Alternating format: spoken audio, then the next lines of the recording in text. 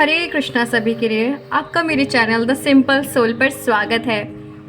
आखिर वो दिन आ ही गया जिसका हम सबको बेसब्री से इंतज़ार रहता है, हमारे गोविंद का जन्मोत्सव। तो कल जन्माष्टमी के दिन ऐसा हम क्या करें जिससे हमें कृष्ण की प्राप्ति हो, कृष्ण की कृपा मिले, कृष्ण की भक्ति मिले।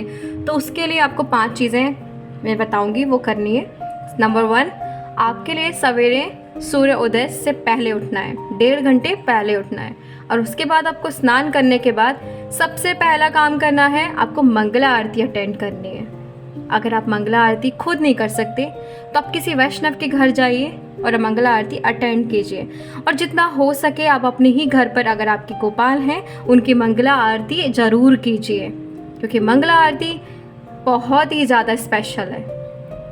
क्योंकि जब भगवान उठते हैं तो सवेरे सवेरे वो आपको देख रहे होते हैं और आप भगवान को देख रहे होते हैं। सोचिए कितना स्पेशल होगा ना वो, जिसके लिए भगवान आँख खोलते ही देख रहे हो। तो मंगला आरती अवश्य कीजिए। तो नंबर 1 हुआ ब्रह्म मुहूर्त में उठना। नंबर 2, आपको मंगला आरती करनी है।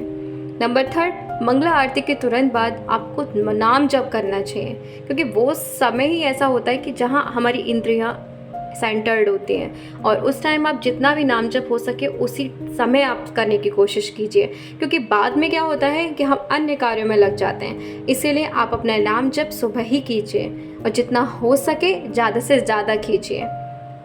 नंबर 4, आप किसी टेम्पल में जाइए, किसी मंदिर में अपनी सेवा दीजिए। हम किसी और का जन्मदिन होता है या खुद का भी होता है, हम उस दिन ब्रेक लेते हैं और क्या करते हैं, सेलिब्रेशन, पूरा दिन किसी के साथ में बिताते हैं, या जिसका जन्मदिन हम उसके साथ में बिताते हैं। तो फिर ये तो ब्रह्मांड नायक गोविंद का बर्थडे है, तो हो सके तो उस दिन ब्रेक लीजिए और किसी टेम्पल में अपनी सेवा दीजिए।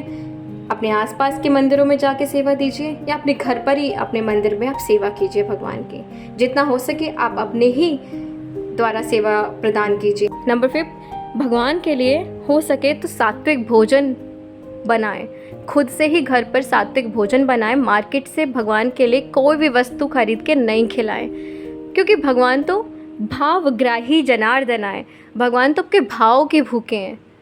अब आपने सोचा अरे मैं तो मार्केट से लगा देता हूँ, तो आप सोचिए ना आपका भाव कहाँ रहा, क्योंकि कृष्ण तो भावग्राही जनार्दन आए। भगवान तो भक्त के भाव देखते हैं कि मेरे लिए कितना कर रहा है, मेरे लिए कितना इसने प्रयास किए।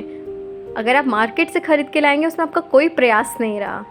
इसलिए आप घर पर शुद्ध मन से अपने आप से भगवान के लिए चाहे एक ही वस्तु बनाएं, लेकिन ज़रूर बनाएं और अपने सामर्थ्य के अनुसार भगवान के जन्मोत्सव को सेलिब्रेट करें। अब कोई ये सोचे कि भगवान तो भावग्राही जनार्दन है और भगवान ने गीता में कह ही दिया है कि मुझे जो भी है फल फूल मुझे ऑफ़र करो, तो हम सिर्फ फल रख देते हैं, फूल चढ़ा देते हैं, जन्मोत्सव हो गया।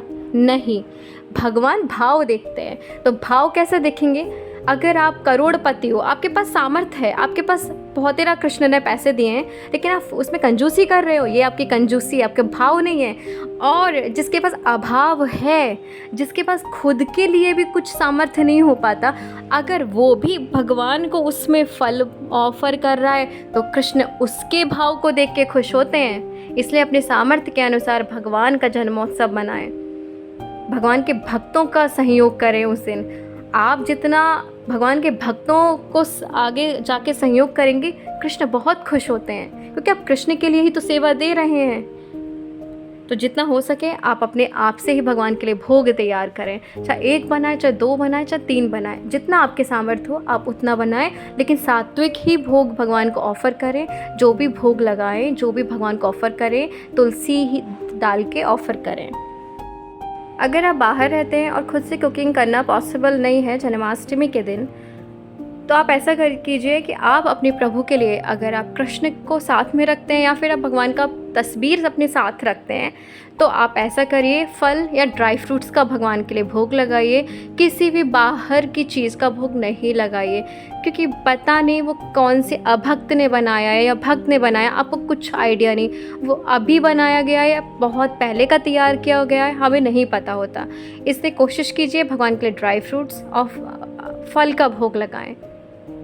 और ज़्यादा से ज़्यादा आप नाम जप कीजिए। कुछ भी नहीं कर सकते तो आप नाम जप कीजिए, जितना हो सके नाम जप कीजिए। भगवान के दिव्य लीलाओं के बारे में सोचिए, सुनिए और पढ़िए, क्योंकि भगवान कहते हैं गीता में कि जो मेरे जन्म और कर्म के बारे में जानता है, जो दिव्य मेरे जन्म और कर्म है, वो व्यक्ति कभी इस धरा में वापस नहीं आता और वो मुझे बहुत प्रिय है। तो भगवान की प्रसन्नता के लिए आप भगवान की दिव्य लीलाओं के बारे में पढ़िए, श्रीमद् भागवतम का पाठ कीजिए, गीता महारानी का पाठ कीजिए। हरे कृष्णा, हरि बोल। जितना हो सके आप ये 5 चीज़ों को फॉलो कीजिए और कृष्ण की कृपा प्राप्त कीजिए। ये जन्माष्टमी आपके लिए और आपके परिवार के लिए बहुत ही मंगलदायी हो। हरे कृष्णा।